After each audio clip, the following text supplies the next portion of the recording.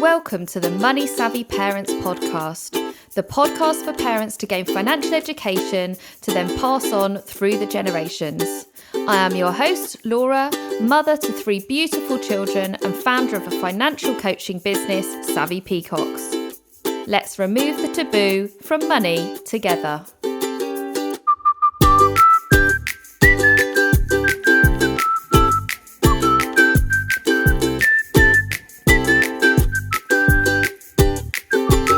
Hello, welcome back to my podcast. Great to have you with us today. We're going to be talking about a subject today that a lot of people probably find a bit boring and can't find the energy or the space to have a think about. For me, is actually a really important area, particularly as parents. So let's delve straight in and hear that question from the audience. I'm so confused by all the different insurances available. Please, could you share what I should be looking out for? Thank you so much for bringing that question up. And first of all, I just want to say that you're not alone with thinking this question and perhaps feeling a little bit overwhelmed with all the choices around insurances and different things to keep your eye on.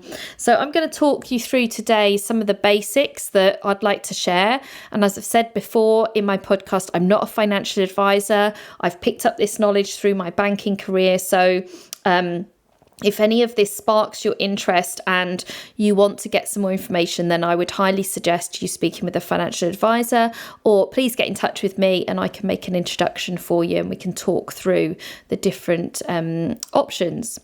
So the reason why I believe that this topic around insurance is really important is recently I've had 2 instances around insurances, or 2 examples that I just want to share with you. First one is, you've heard me talk on the podcast before. This year I moved from working in a corporate environment, banking environment, into being self-employed.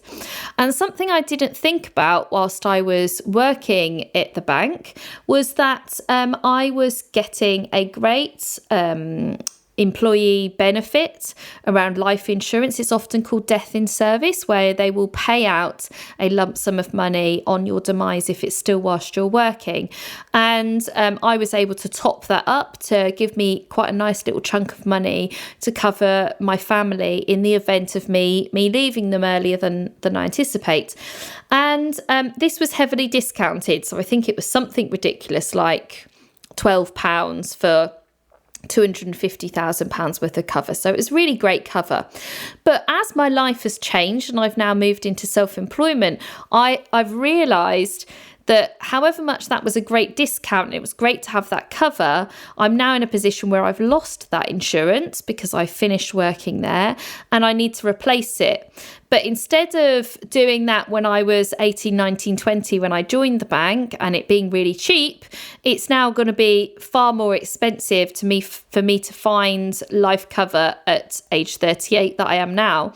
So what I would urge you to do first and foremost, I think, is if you've got teenagers or you've got young adults in your life, to be talking to them about buying some kind of insurance to support them in case of these eventualities as young as they possibly can, because I can't tell you the difference between buying a policy at age 20 in comparison to in your late 30s is a phenomenal difference. And secondly, I'd like to mention here that if you do have an employee benefit, such as I had, death in service, the life insurance, and a lot of places you won't even pay for it, you know, they'll have just a death in service benefit, I would urge you to take out your own personal life insurance in your own name that's not linked to your employer, because you just don't know how long you're going to be work there, if you're going to work there forever. And then, you know, I'm doing this in my mid-30s. You might change careers in your mid-40s or your mid-50s. And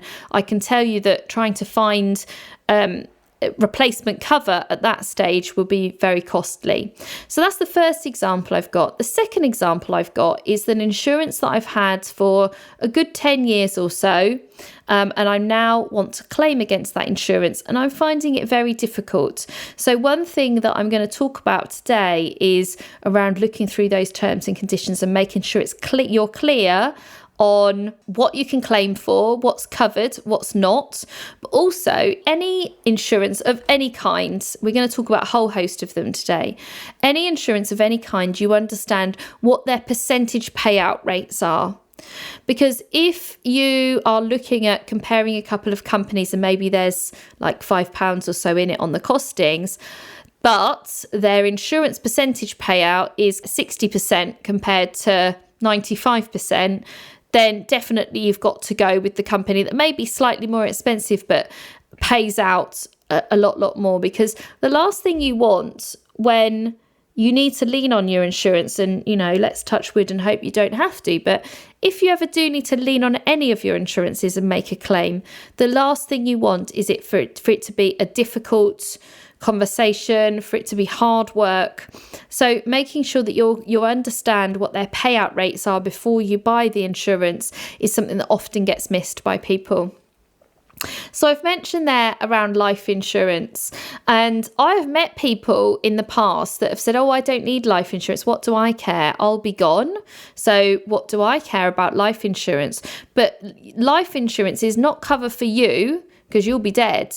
It's about the people that you're leaving behind, maybe any debts that you're leaving behind, maybe providing them with a choice as to whether they need to sell that home or not. So often people will think, it's okay, I don't need life insurance because if I die, they can just sell the house and they'll have the equity out of the property. But of course, the rigmarole of selling a home after they've just lost someone that was very close to them, a close family member, can be extremely stressful. So for the sake of you paying out a small amount on life insurance every month, to give those family members peace of mind, for me is a no-brainer. Secondly to that, with life insurance, you've got to think, what things would you pay out for if you were around? So if you've got children, thinking about, I'd want them to continue to have the lifestyle that I've accustomed to. So that's a certain amount per month that, costs the money to raise children or to put them through schooling or whatever it is you're doing.